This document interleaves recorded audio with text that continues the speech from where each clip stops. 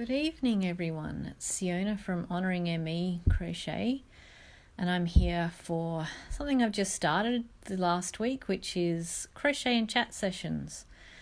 So I hope if you do join me that you'll get your own project out and sit and crochet while we have a little chat. So this week, project I've got in front of me is my Forever Eileen blanket. This is one that's sat pretty much untouched for quite a while.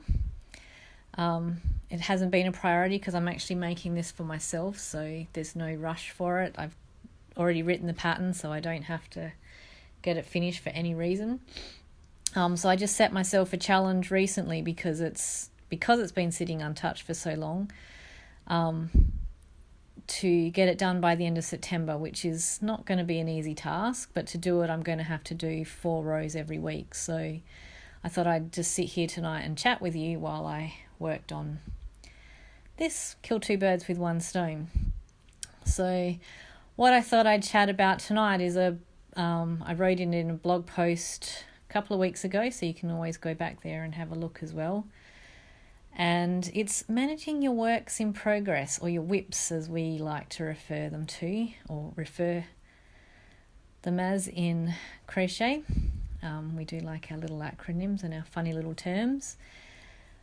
But I know one thing about crochet is because we love so many things, we're overwhelmed by how many, like all the different things we could make. We want to make everything at once. And if you're like me, I know I was there at one point. I had more than 12 WIPs sitting there to be done. And what I found happened was that I was doing less crochet because I would spend more time trying to figure out which one I felt like making that night or that day, that I really didn't progress anything. And I'd start one and then decide I didn't really feel like that one that day.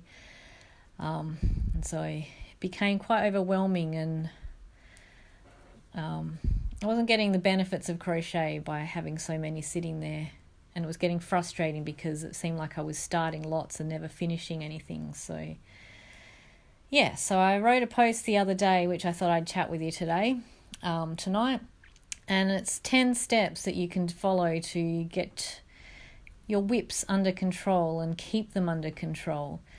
So I pretty much now, after having more than 12 sitting there, I limit myself to 4 or 5 active, depending on what they are actually being made for. I am finding I do have a couple more than normal at the moment because I'm designing stuff for the Crochet Clubhouse. So I do have to watch myself, and it doesn't help when I set little tasks and challenges like get this one done by the end of September. But anyway, so I thought I'd go through the steps. So if you do have your own crochet project, hi Mum, I hope you're enjoying your trip. Maybe one day you'll learn to take a hook with you. But I thought I'd go through the 10 steps, and if you can even action some of them now if you're sitting there with your own projects surrounding you and you don't know where to go and what to do, feeling overwhelmed like I did at that stage. But anyway, the first step, before you can do anything else, the first thing you've got to do is get an accurate number of how many WIPs you've actually got. So for me, I had them hiding in places. They were kind of baskets and bags and all sorts surrounding me, on the floor, on the table next to me, all over the place. So the first thing you've got to do is get every single one of them out and actually count them and be honest about the number you've got. It's like any little addiction, I guess. Until you're absolutely honest, you can't really move forward properly. And that's probably one of the easiest steps. Well, it's hard, to be honest, but it's also cleansing to actually get them out and do a proper count so you know exactly what it is that you're having to deal with. And hopefully you don't have as many as I did. I really, really hope you didn't have more than a dozen like I did. But if you do, it is possible to get them under control and start progressing projects more quickly, which is why we want to do it, because we actually want to finish what we start most of the time. Okay, so then once you've got your number, it helps to have them out, but the next step then would be to determine how each one makes you feel. Now, there's a reason why some of them you aren't progressing, and there's a reason why some you're working on more than others. So it's good to take a proper look at them and decide how they actually make you feel and group them. So ones that make you feel not so happy, you're not enjoying making them, put them in one pile. Ones that do make you happy and you do want to finish and do want to get on with, put them in another pile. And just keep working your way through them like that until you've got them. If you've got some that you're not sure, or they don't make you happy but you have to finish them because someone's expecting it, then make another pile. Just make however many piles you need to for yourself to help you get them under control. So that's the first two steps. So the first one is to get an accurate number, and then the second one is group them as to how they make you feel. Okay, so then the third step is to ask yourself why you are making them. So I would focus more on the ones that aren't making you happy, because quite honest, if they're not making you happy and you don't need to make them for anyone, then frog them. There's no need to keep making something that isn't making you happy. And I can assure you that it is quite freeing to unravel them. If you're really close to the end, then maybe you could just prioritize them to get them finished. But honestly, if you had started them and you just really did not get into it and did not enjoy it, then don't do it. Anything in life, you're not going to do it if you don't enjoy it. Now, if you've promised it to someone, then you are going to have to finish it, but you can make that into another pile.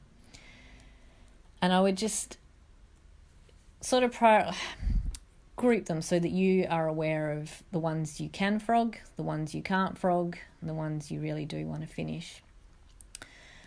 Okay. And then the next step, step 4, determine what it is that's stopping you from working on them.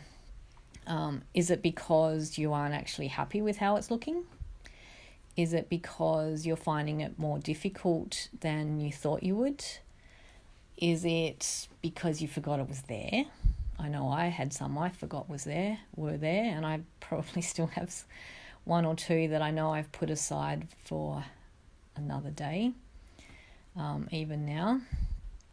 So figure out why it was that you stopped working on them. So once you've done all those steps, you can then start working on a plan to work through them and prioritize them. So you can't really prioritize them effectively until you know exactly what it is that has stopped you from progressing them, how many you've got, because this all helps you come up with a game plan.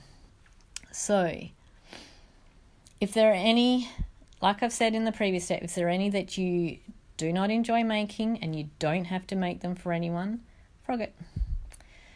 Pull them apart, save the yarn for something that you will actually enjoy making. There's no point spending all that time and all that energy creating something that you aren't going to like and aren't going to enjoy.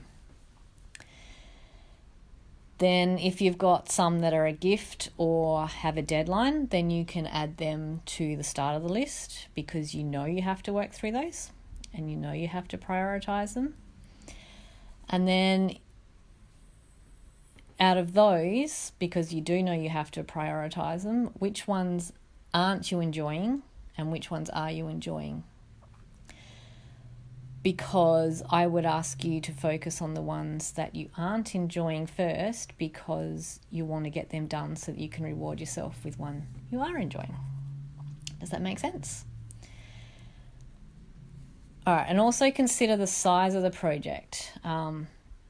You know it's going to take longer to work through a big one than it is a small one.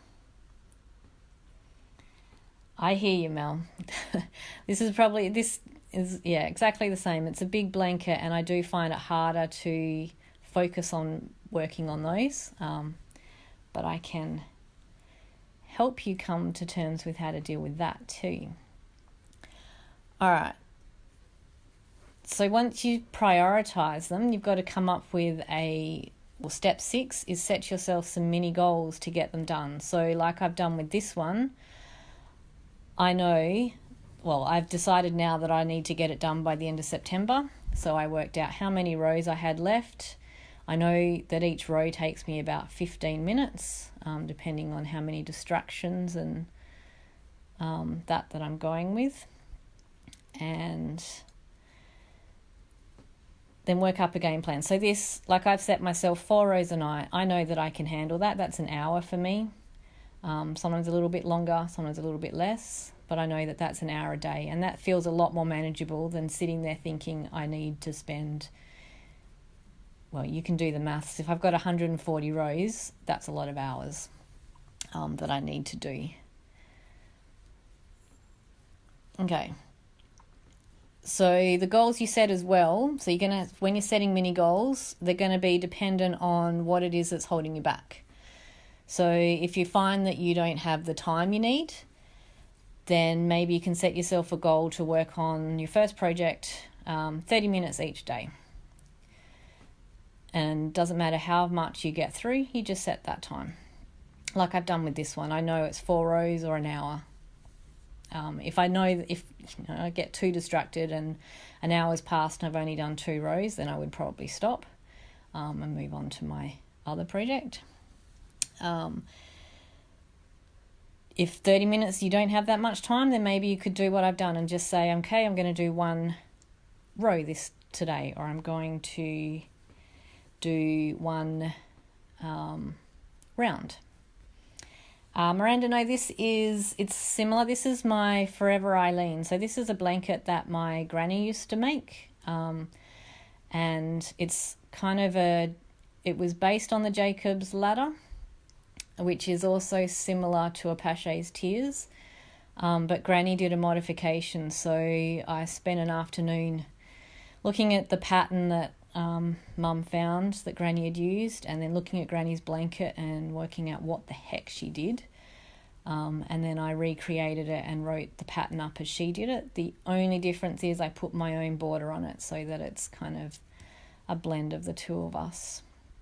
So it looks really effective, but it's not that difficult a pattern. It's all back loop single crochet and a drop treble. I think the Jacob's ladder and a Pachet Tears are actually a drop double crochet, so then you go down 2 rows, but this goes down 3.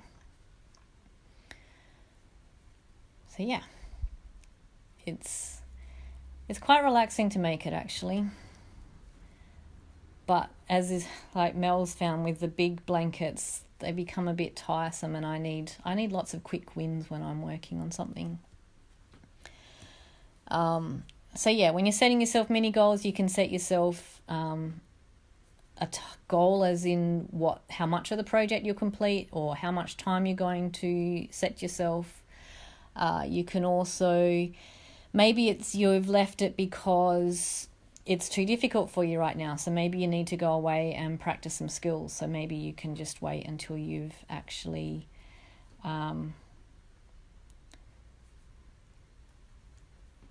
cool. Yeah, they go down quite a bit. Yeah, that was one of Granny's modifications because the pattern definitely said double crochet for the Jacobs, and hers did not do that. All right. So and also like making smaller, like big blankets, the easiest way to get through those is smaller regular sessions. So this one I was kind of chipping away at when I felt that it had been sitting there too long, and I've left it for so long that leaving it for a weekend just wasn't going to cut it either, because I know I can't spend much time on it at once. So that's why I made it something that I do every day to work through it. Now I feel like I'm dropping stitch. I keep dropping stitches at the end. I don't know why, but anyway.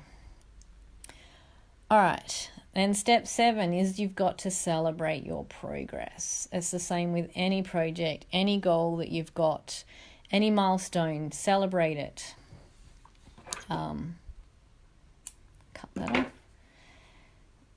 because it helps propel us onto the next part of it. So for me, I'm actually posting my progress every night. If you check out my stories on Instagram, and I share them to Facebook as well, then that's like celebrating for me the little mini goals.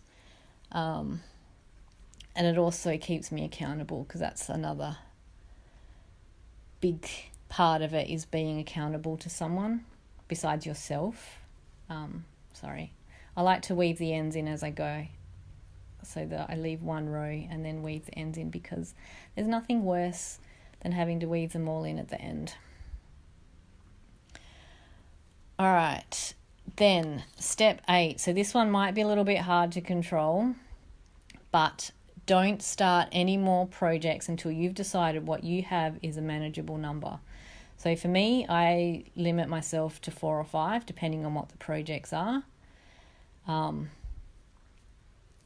I also have a game plan for how I get through those. So for me, I have a big project that I work on during the week, and because I found that if I dedicate more time to it, then I'm more likely to get through them. I find as well, focusing on one project as much as possible at a time, it's easier to work through, because it's I found when I had too many works in progress that I would end up forgetting what I was doing. Like, I'm forgetting what I'm saying right now. So I'd start, and then it'd take me a while to get into it, and then because I'd have to remember what it is, where I was up to, what hook I was using. So yeah, set yourself a game plan for working through them, and don't start any more till you've got them under control. So if you've got some little ones, you might want to just knock them off quickly. Set up your game plan for your bigger ones, and then set up your time for when you're going to actually work through them. Then once you've got down to your manageable number, then you can consider starting new ones once you get through them. So if your manageable number is going to be 4, then once you're down to 3, you can start a new one. Now, it's going to be extremely hard to do, because I know that we all like to start something new all the time. We see new yarn, we need to use the new yarn. We see someone else with an idea and we want to start it. So what I've done to combat that is I keep a little list. So when I was first working through them, I would have my list of, I do it each month. So I'd have my list of, these are what I'm working on. And then I'd have my list of, this is what I want to work on next. And the start of a new month, I would look at what I had actually finished, and I would move some from my to-do list to my, okay, I can attack these next list. And then I would just pick from that smaller list when I was allowed to start a new project. So rather than start a new project, keep a list. Because the other thing I found as well is that I get all, and I do it often, I get these great big ideas of things I want to start. But I find if I actually let it simmer for a while, that I don't need to start them, and I don't start them, and a better project comes along. So I've got quite a few that are on my back burner, but don't get yourself out of control with them. And then the very last step is actually crochet. You're not going to get through them if you don't make the time for it. So I now have a blanket that I make with squares, and for me, it won't always be a blanket, but I'll always make squares. So every morning as my meditation, and to sort of get me in the mood for the day, is I crochet a square. And then once I've worked through either the pile of yarn or whatever else I have, then I can create it into a blanket or cushion or whatever it is I decided I was going to make. And I don't leave everything to the weekend. I actually crochet every single day, morning and night now. It's my wind down. So my weekdays, I actually, like I've said, focus on the one big project, and work through that. And then on the weekends, I like to design new stuff on the weekends, or I break my day up into different sessions depending on what's on the weekend, of course. But then I just work my way through. Might have one main project that I have for the weekend and then some little ones that I dabble on. But yeah, nothing's going to get through them faster than actually crocheting. So yeah, that's pretty much the 10 steps. So just to cover those, we have, first step is to get an accurate number of what it is that you, how many you have in progress. Then the next step is to determine how they make you feel so that you can decide which ones it is that you want to continue on with. Then you've got, ask yourself why you're making them, because if you don't need to make them and they're not making you happy, then you just frog them. And it can help you prioritize them as well. So then step 4, determine why they're stopping you from working on them, because that can help you with your prioritizing and planning. Then once you've figured out how they make you feel and how many you've got, then you can work out a little plan for getting through them. And I would focus on the ones you don't want to do first, because it's like anything, you always leave what you don't want to do.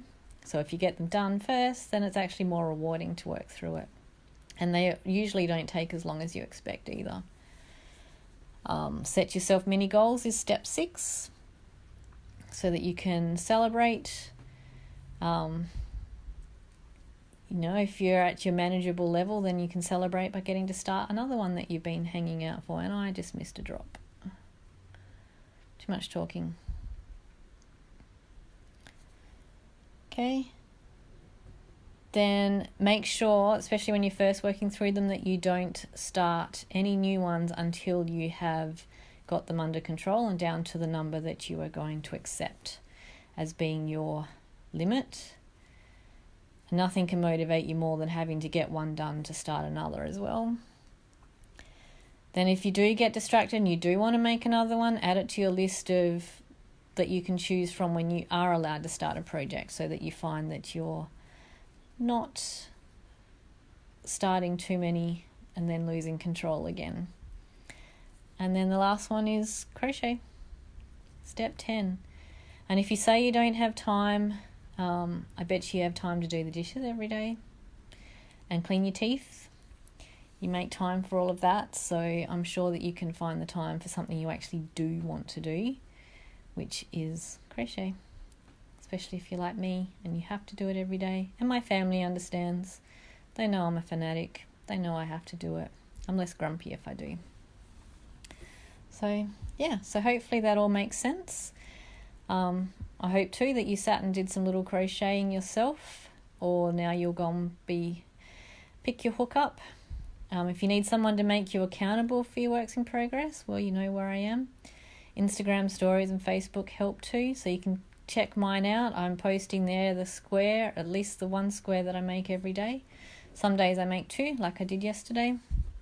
Other days, weekends I might make a few more, especially if I'm stuck for something to do, then I'll just sit and crochet a square just to kill some time. It's such an easy project to work through. And yeah. So I think that's it for me. I'd love to say I can go and have a glass of wine now, but my daughter wants to go to an 18th birthday party, so I have to drive. But that's okay. I can drink later, or drink tomorrow. So thank you for those that stepped in and joined me and had a little chat. I enjoy my little crochet and chat time. So I'll be back next Friday as well. You can catch this on YouTube or on the Facebook page if you've missed it. And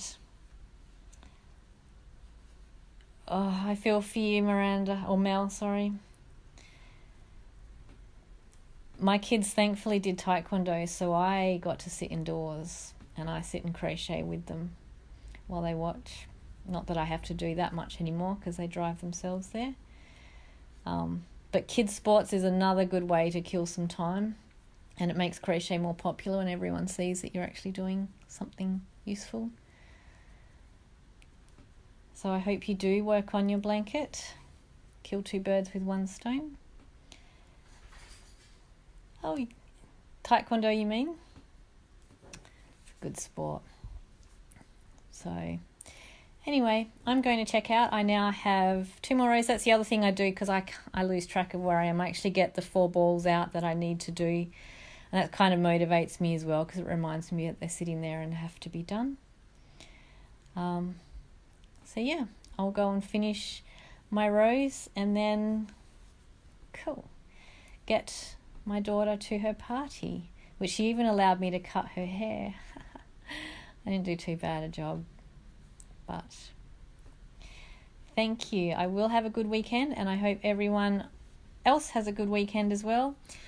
And we've got rain and yucky weather here too, but I do have a workshop tomorrow, so that'll be nice to get out to a cafe with some lovely ladies and teach and help with crochet. Anyway, I'll stop saying goodbye and actually go. Enjoy everyone. Thank you.